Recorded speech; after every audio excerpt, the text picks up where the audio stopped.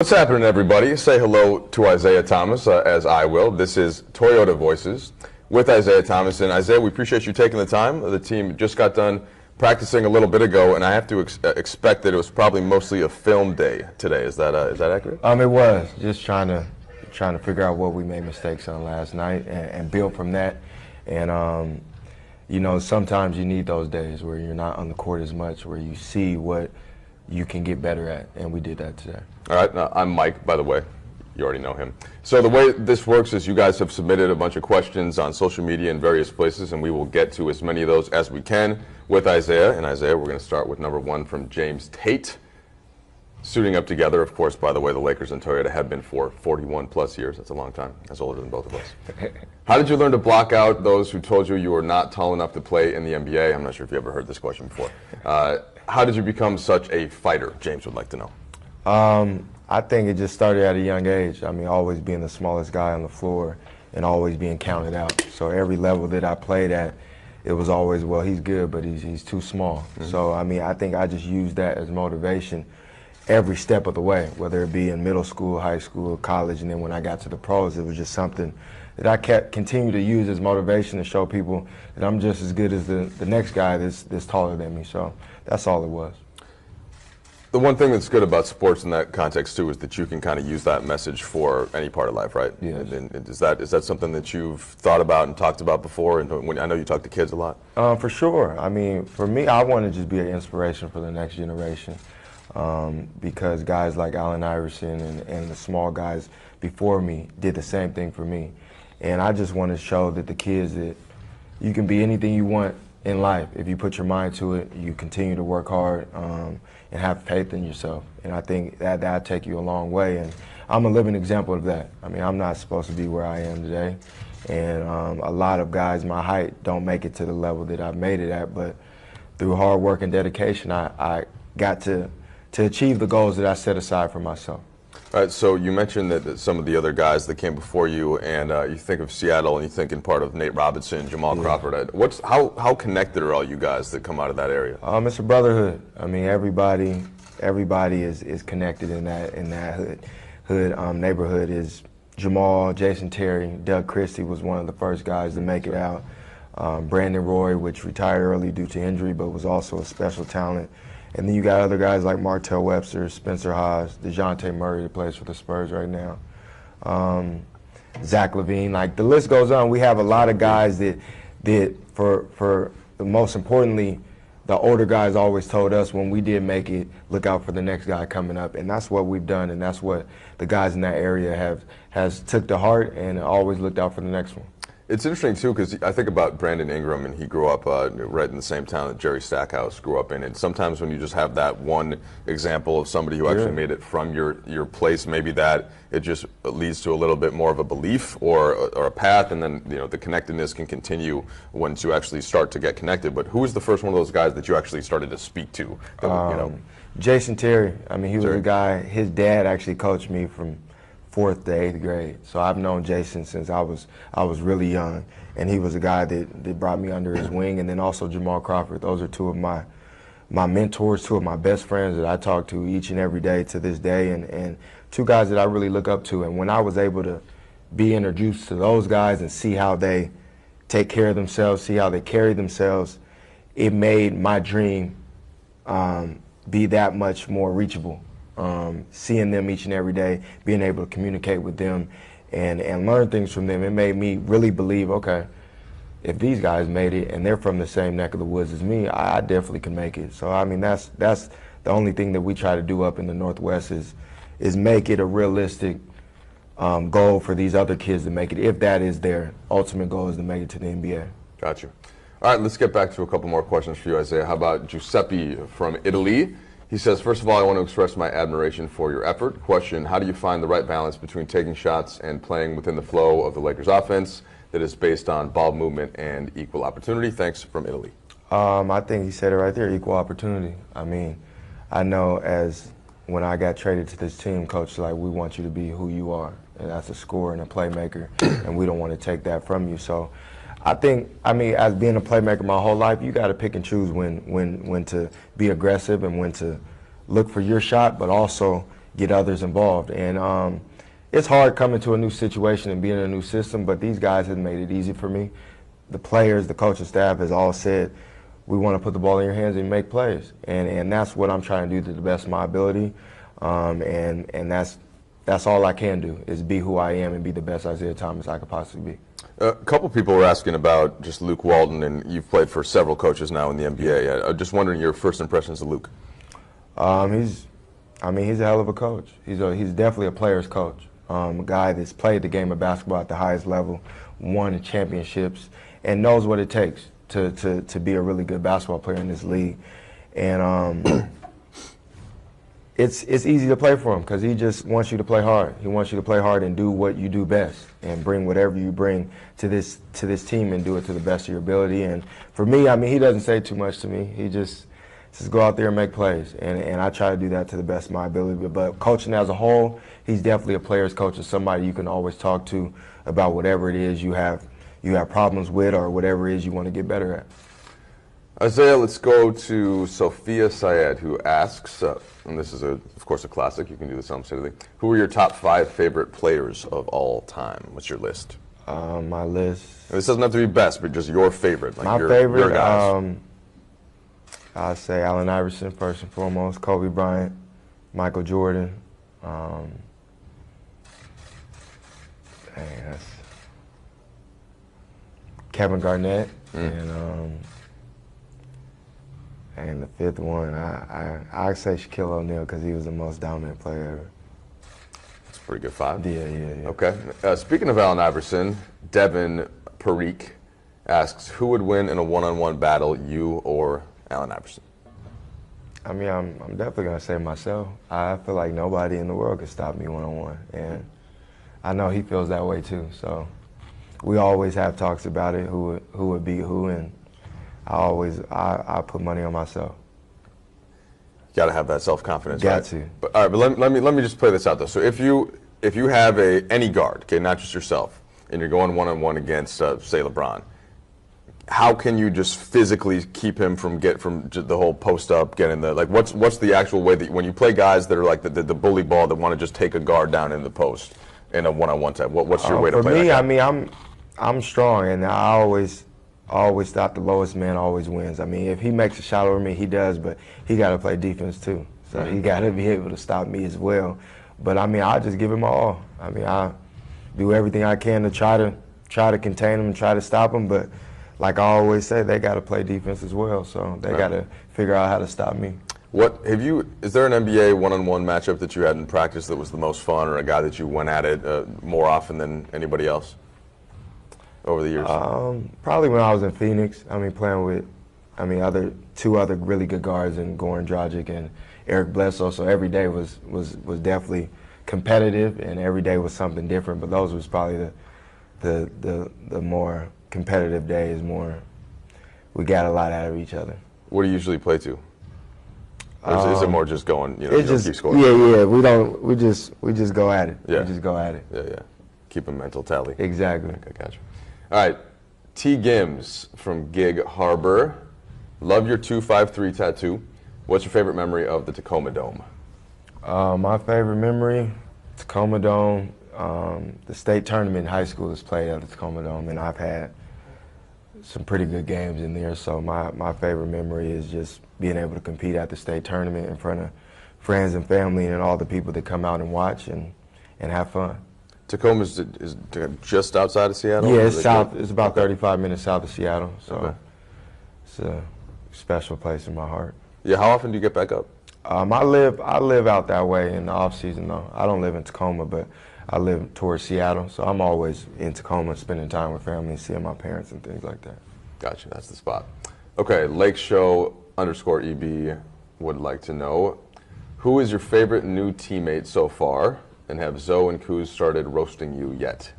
Favorite teammate, probably Tyler Ennis. I played with him in Phoenix, so we've had we're familiar with each other, but no, they haven't. They know to stay away from me. Zoe and They be on everybody else, but they know to stay away from me.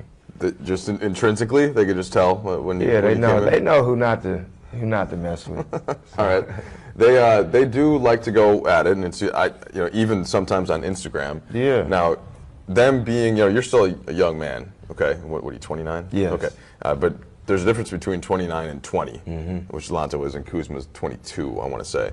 Do you notice that like do they have to communicate on their phones half the time? Or Oh yeah, the whole time. That's all they do. That's all they do is crack jokes and Instagram and Snapchat. So, I mean, I'm not that much older than them. I do the same things, but they're on it all day, all night. They're always joking, always cracking jokes on each and everybody. So it's all fun and games, though. It makes you stay young. Channing, I think one of the first things that I asked Channing Frye about was just the young guys in the team and what he thought of the chemistry and such. And he said his opinion. It was a much tighter team than many he had seen. I wondered if you have had a chance to take that in yet, and what that means. Even how important is it to have the guys that are on the same page and that like being around each other? I think it's very important, especially at a young age. I've been on a young team before when I was in Sacramento and also in Boston, and Sacramento was a little different than Boston. Boston, we were real close, so this is real familiar with when I first got traded to Boston, how close the young guys were, and guys are always trying to spend time with each other, whether it be working out together or on the road and going to dinner and things like that. So that's always good. That makes it easier when you're on the court. When you can spend time with guys off the court, I think it makes it a lot easier to collaborate on the court and be able to figure guys out and what they like to do on the court. Got you. All right, a couple more here. Here's Chris Tiller. Isaiah, if you could star in your favorite movie or TV show, which one would you choose and why? This year I starred in my favorite TV show, Law and Order. So I was definitely on that. Wait, and you were on Law and Order? Yeah, I was on Law and Order. No kidding. So so Stu Lance is the longtime color commentator for the Lakers, legend. Went all the way back to the days of Chick Hearn, and there's nobody that's a bigger fan of Law and Order. He's seen every episode. What are they? There's SUVs and there's so that's his show. Once he learns this, it is going to blow his mind. You got to tell him. I was definitely on there, and my show was in October, I think it aired. So it was. Did you die? Law and Order. Nah, I didn't die. Okay, good. I didn't die, but I was definitely that's my favorite show. So I was honored to be able to be on that show. Tell us more. Nah, it was a nice little thing. I was a Cleveland Cavalier on the show, right? So a girl had gone missing 10 years ago, and the last time she was seen was in a Cavaliers jersey. And when I was on the Cavaliers, I just kept it in the news, trying to get people to continue to look for her. And at one point, she came back. Somehow they found her. She came back, but at the end of the show, it ended up not being the right girl. So we had a press conference and things like that, and I led the press conference saying like, welcome back party. It was a welcome back party for the girl, and then at the end of the episode, she ended up not being the right girl. So that was a little weird, but I was just happy to be a part of it. I didn't care. I didn't care. I didn't care what my role was. I just wanted to always be on Law and Order, and I was able to achieve that. Where did they film that? In New York. Oh, okay, it was all day too. I was just saying because if they have a West Coast version, it was in New York. So now you got your SAG acting card now? Yeah. I've been on. Yeah, there you go. And I'm in LA now, so I might be able to get in some movies now. So. Okay, all right. I'm gonna have to look that one up. Yeah, you got to. And Stu's definitely. Actually, Stu's probably already seen it. Were we kidding, right? He might have. This is a new episode. All right. IT, what is your favorite thing about being a Laker? Kobe Webner would like to know. What is it? What's your favorite thing about being a Laker? Just being a Laker. I mean, that's probably the biggest thing. Like there's only a few teams, whether it be the Celtics, the Knicks, Lakers, and Bulls, that are just like known around the world, well known around the world, and those are the teams everybody, at some point in their life, if they were a big fan of basketball, one of those teams were your favorite teams. And my dad's side of the family is from Inglewood, California, so I was brainwashed into being a Laker fan growing up. So it's always been love. I've always been a fan of the Lakers, and to be able to put on a Laker jersey is everything to me. Did you get to spend any time in Inglewood in your earlier years? No, I mean I will always come down here, okay. But with my dad and visit. But my dad's the one that knows his way around this place. So That's his spot. Got you. yeah. Jay Joth would like to know what your favorite restaurant in LA is. I haven't really been out in LA like that yet. So, but any steak restaurant, I know there's a Morton's around here. They gotta have a Morton's. So Morton's is always good. Sure. And definitely a go-to. So. Well, the gentleman that's shooting this interview, Paul, is a food expert. Okay. Not basically all cities, but especially LA. Oh, I'm gonna need to talk to you, man. If you need a list, you know, he's behind the camera right there. We'll take care of you.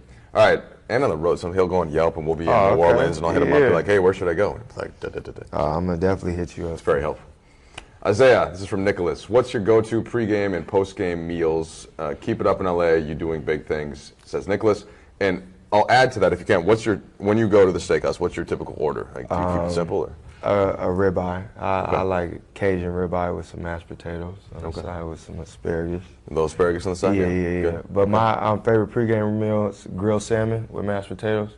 So anytime I can get that, that's probably a 25 to 30 point game. Oh, well, I see you like your mashed potatoes. Yeah. That's good. What do you put? You go heavy on the butter and salt? No butter? No butter. What? Yeah, no butter on it. I just keep it plain. All right. Maybe it's me that's weird. I like a lot of butter. Nah, a lot of people do. 90s vibes. Why did you choose the number 7? Because all the other numbers that there wasn't good numbers. We got some people that have played for the Lakers before. Exactly. Yeah. So it wasn't a big. I couldn't choose from a lot. So I mean, 7 was, I guess, the best number in that bunch. Wasn't you Mickey Mantle or anything? No. Childhood. Didn't think so.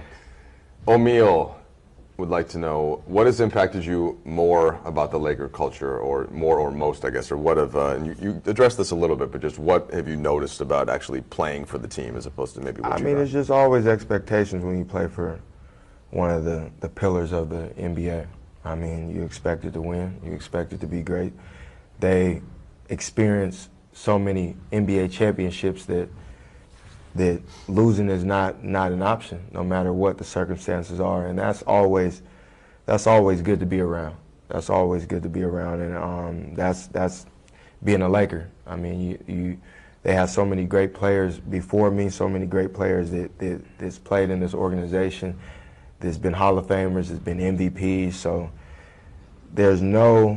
you can't be mediocre here. You got to want to be great, and you got to work towards that, and that's the good thing about being a Laker. All right, Isaiah, a few questions just about, and you've addressed this before when you first got here, but just about your hip and how you're feeling and your percentages, and so just wondering generally to start, and we can follow up, but where are you at physically, and what's this year been like as you've been trying to get back to where you were? It's been a steady progress. I mean, it's been slow, but I knew that going in. I knew that it was going to take some time, and it's still going to take time to get back to the level that I'm used to playing at. Mm-hmm. But at the same time, each and every day I am feeling better. Each and every game I'm moving better. I'm feeling better and able to, for the most part, do what I've always done, other than still trying to get the rust off and still trying to get familiar with the new system that I'm in. So all those things take a toll in the progression, but at the same time I am feeling better, and I'm doing everything I can to get back to that level, and I know I will. It's just going to take time.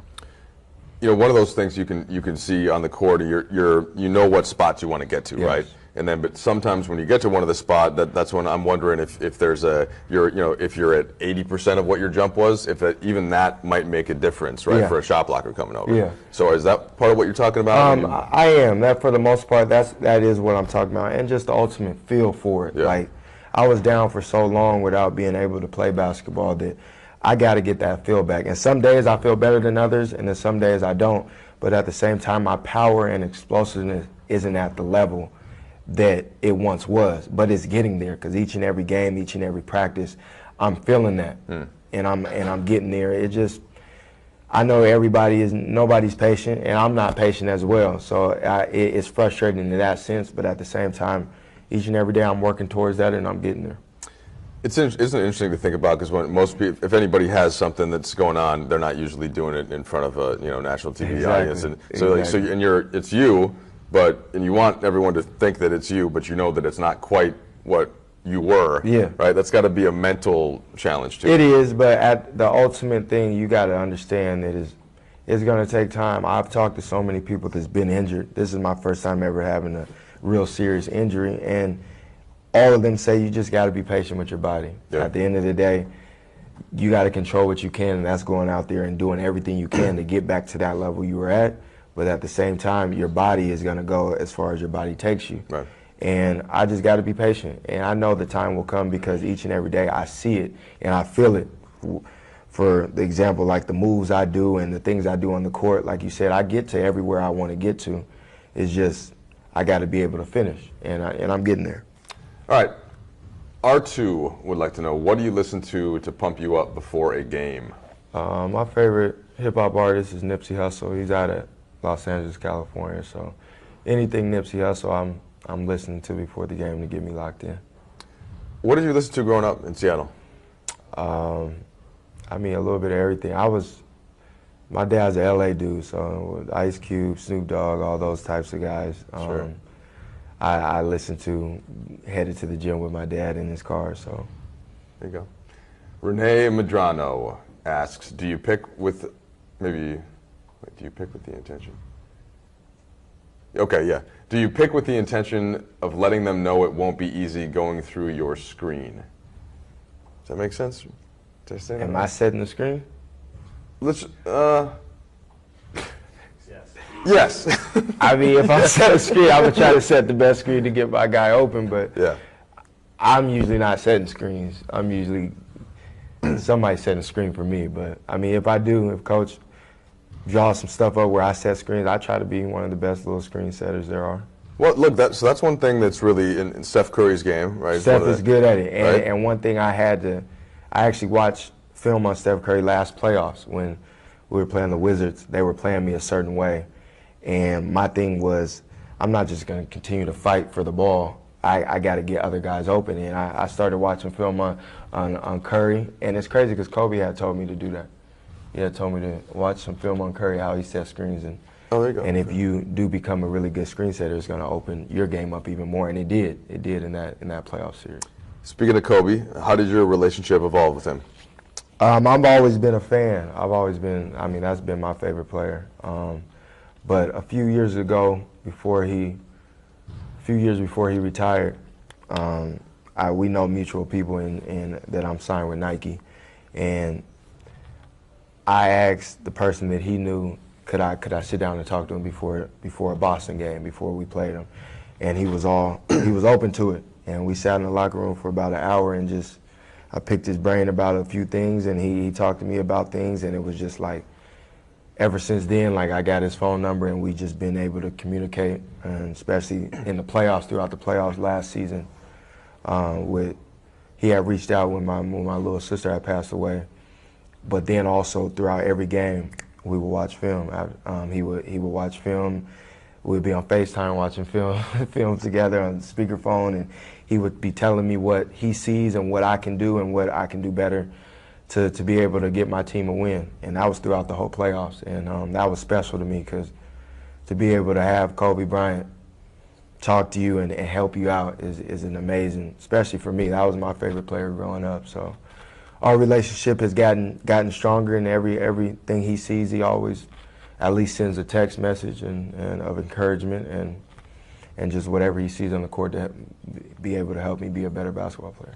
That's cool. Give me just one example of the nerdiest basketball nerd type conversation that you might have about, just an observation that he had when you're watching film. What's an example of something? So I'm a guy that watches a lot of film, and I really watched a lot of film, and I thought what I was watching was the right things. And when we first sat down and watched film last playoffs, he was just going in so much detail of things that I never even looked at on film. And I don't know if I can explain it to you, but it was just like how to set up guys off the ball. Like it might not even be, the play might not even be for me, but it's like how to set your teammate up to get the best shot possible. And I might not even have the ball. So it's little things like that he was just so, it was crazy because I've never even thought about basketball like that. And then when I start thinking about it like that, I would see it before it happened in the game, and I would think, damn, Kobe just really told me that last night. And it was true. And he's like, your job is to make it easier for the rest of your teammates. Don't think your other teammates are watching film as much as you are. But if they aren't, that's not an excuse for you not to be able to help them be the best they can be. So little things like that was like, you understand why he's arguably the best player to ever play the game. When you think of Kobe, and the first thing people think of is, the killer mentality and the scoring and the, cut your throat and all that. But his level of expertise in basketball, I always found that interesting because he took a lot of shots, but sometimes the amount of pressure that can put on the defense, you can allow for the field goal percentage to be a little lower at times, especially late in games. Yeah. It's like a philosophical basketball argument. Sometimes you think about the analytics, and some people value efficiency to such a great degree, and of course efficiency is very important. But I just wonder, as you watched Kobe and now as you talk to him and you think about it in your own game, how did his approach on the game and on scoring versus passing and setting up teammates, how has that evolved your thinking, if at all? It's involved it a lot. I mean, I think with him it was a little different because you just felt like his shot was the best shot possible.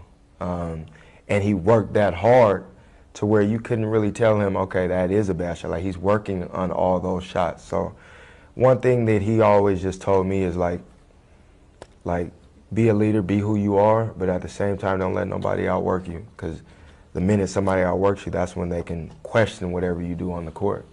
And I think I took that and ran with it. I've always tried to be the first guy and last guy in the gym. I always tried to work the hardest because when I do get on a teammate for whatever, they can respect that because they know it's coming from a good place. And I think he's taught me that in that manner, and I've tried to do the best I can to use that for myself. All right, just a couple more for Isaiah Thomas here on Toyota Voices, partnership with the Lakers for over 41 years. And this question's from Justin.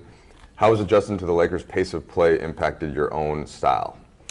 It's easy. I mean, I like to play fast. I think that plays into my strengths. So it was easy when I got here, when Coach sat me down and was like, we want to play fast. We want to play fast, shoot threes, and move the ball. And that's what I love to do. So in that sense, that was easy for me. That was very easy.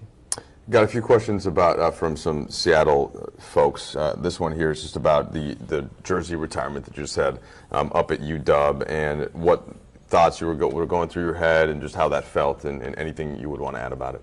It was everything I dreamed of. I mean, as a little boy, wanting to be an NBA player and wanting to be one of the best players to ever play the game, you always dreamed of getting your jersey retired, whether that is high school, college, or the pros. And for that to happen to me at one of the biggest universities in the United States, it was everything. I mean, I always dreamed of that. So when they broke the news to me and told me that it was happening, it was like, it still doesn't seem real. I mean, because there's only two other jerseys there, Brandon Roy and Bob Hubrick's jerseys that are retired. So to have my jersey retired, that's going to last forever. And when I'm long gone, there's going to be people that don't even know who I am that's going to see that number and that name up there and be like, who was Thomas? And that says a lot about the hard work and dedication that I put in my craft. And that says a lot about the teammates I had, the coaching staff that I had while I was at University of Washington for 3 years. So, I mean, I can't thank them enough for putting me in position to be who I was and putting me in position to be successful. So it's everything to me, and it's still a surreal moment for me. All right, two more. Bugsy Bigelow says, speaking of the same thing, congrats on the jersey retirement. Pound for pound, Washington Huskies greats, you versus Nate Robinson in an over-the-top arm wrestling contest. Who wins? Yeah, probably him. I'm not going to lie. He's, like, I'm strong. It's the first thing you've conceded so far. Yeah, but arm wrestling, I don't know who I can beat in arm wrestling, and he's a guy that's always in the weight room, always working on his body, so I'll give him that one. Okay. You respectfully concede that one. That one. All right, last thing. So the NBA in Seattle, a lot of people loved going up there when the Supersonics, of course, before they moved to Oklahoma City. Do you think that that's going to happen sometime soon? Do you think that it has to happen? Is it important? It has to. Yeah. It has to, and it will, I think. I mean, just because even when I got in the NBA, everybody who I talked to always like, man, we missed that Seattle trip. Like, it was just such a nice city. The fan base is great. You see with the Seattle Seahawks, with the Sounders, with the Mariners, like the fans are everything. And I think hopefully in my career, the Seattle Sonics will be back, and I'm able to play in front of friends and family. Not saying playing for the Sonics, but even able to just go back and play in Seattle, because everybody misses Seattle. I mean, even you could talk to a guy like Kevin Durant. I was just on the team with the Cleveland Cavaliers with Jeff Green, who was with the Sonics their last year in Seattle, and he always talks about how special that city is to him. And then even being close with guys like Gary Payton and Sean Kemp, it's like everybody's doing whatever they can to get a team back there, and I think it will only be right. I mean, the NBA needs it. Isaiah, we'll let you go do whatever you do to get ready for tomorrow evening's game. Really appreciate your time. Thanks to Isaiah for answering all those questions, guys, and thanks for sending them all in. This has been Toyota Voices with Isaiah Thomas. We'll see you next time. Thank you.